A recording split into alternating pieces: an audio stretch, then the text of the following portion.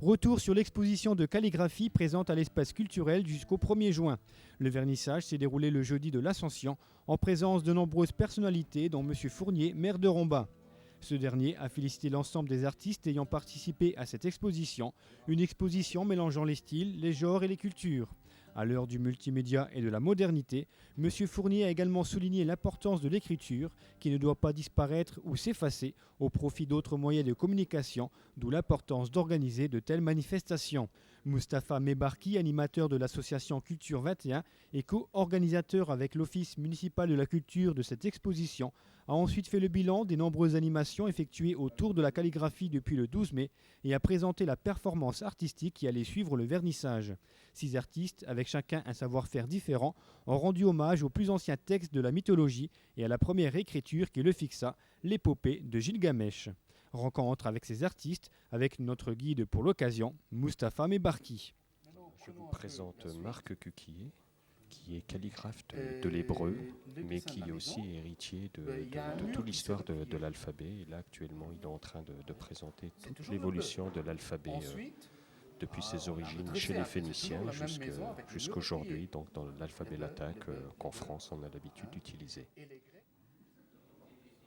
Le Aïn, lui, il a suivi une autre évolution. Donc, Abdelila Bagli, qui est notre calligraphe de l'arabe et du latin pour la journée, et qui donc, avec ses différentes possibilités graphiques, manie aussi bien la plume que le kalam.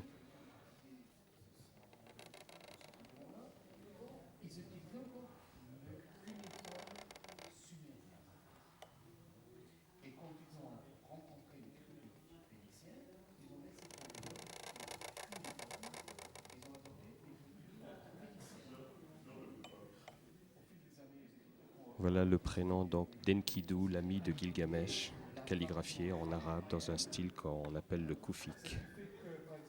Vous voici arrivé maintenant à la table de Shen Deong qui est calligraphe du chinois et qui nous fait l'honneur d'être présent aujourd'hui à Romba et qui est aussi un des artistes calligraphes qui a participé à cet hommage à l'épopée de Gilgamesh.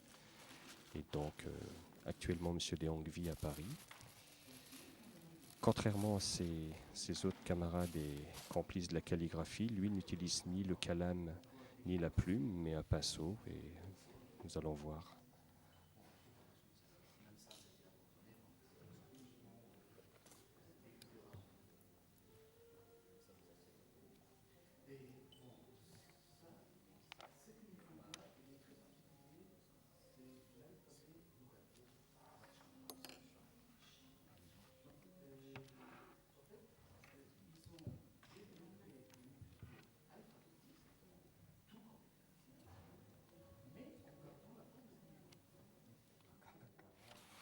Donc, ai-je besoin de vous présenter Gérard Tissovan qui à Romba est plus connu que le loup blanc. Donc Gérard Tissovan est aussi héritier d'une tradition dans l'art du pliage du papier. Et c'est avec plaisir de faire cette rencontre entre l'écriture qui utilise aussi le papier comme support et l'art de plier le papier. Et l'objectif de cette rencontre sur cette journée, c'est de voir comment des artistes contemporains peuvent justement renouer avec le support du papier et créer une œuvre collective dans le courant de la journée.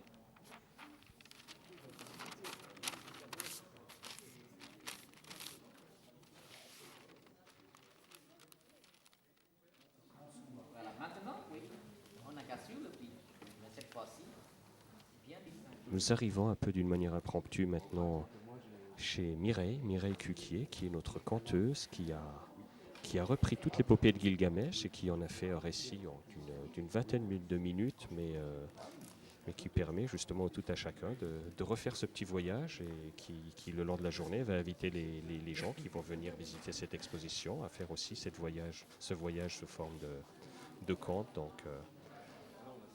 dans ce lieu d'exposition. Donc Mireille, ça t'a pas fait peur de reprendre cette épopée et d'arriver à refaire quelque chose qui te parle d'abord à toi et que tu as envie de communiquer justement à tous ceux qui vont venir l'entendre? Non, ça ne me fait pas peur et ça me fait très très plaisir de la communiquer parce que les gens apprécient, les gens découvrent. Et moi, je découvre avec eux à chaque fois autre chose.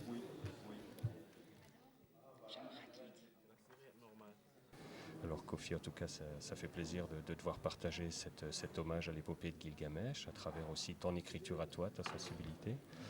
Est-ce que tu peux nous en dire 2 mots et puis de parler de cet art qui, à mon avis, mérite vraiment d'être connu et puis de s'associer à d'autres formes graphiques plus conventionnelles, on va dire.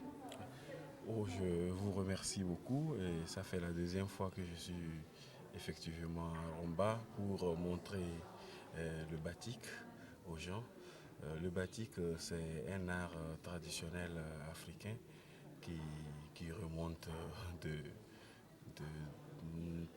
des siècles, bon, parce que l'Afrique n'écrit pas trop et les souvenirs, je ne peux pas dire exactement en quel siècle le batik a commencé à se produire en Afrique. Mais néanmoins, c'est un art qui se fait sur du tissu avec de la cire, de bougie, de la teinture. Au départ, les signes se faisaient par ligature et les teintes étaient naturelles. Mais maintenant, avec l'évolution, nous avons des teintes chimiques et on a aussi, on utilise de la cire de bougie ou de la cire d'abeille pour faire aussi des motifs. Le grenier, il est coloré tout de suite. Mais ça dépend du tissu. Il y a certains tissus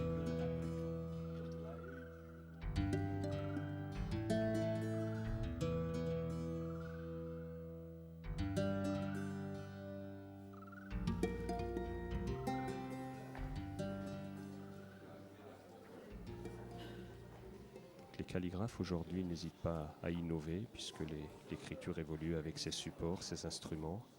Marc, est-ce que tu peux nous parler des lettres que tu as tracées? J'imagine que c'est des lettres. C'est l'hébreu ancien, ou si on veut phénicien. Il y a le K, le L, le R.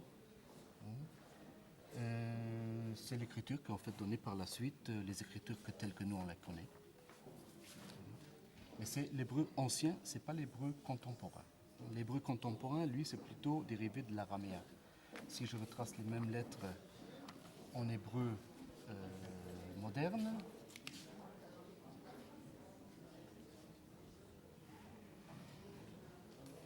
le que n'a pas changé, ou pratiquement. Le L, c'est autre chose.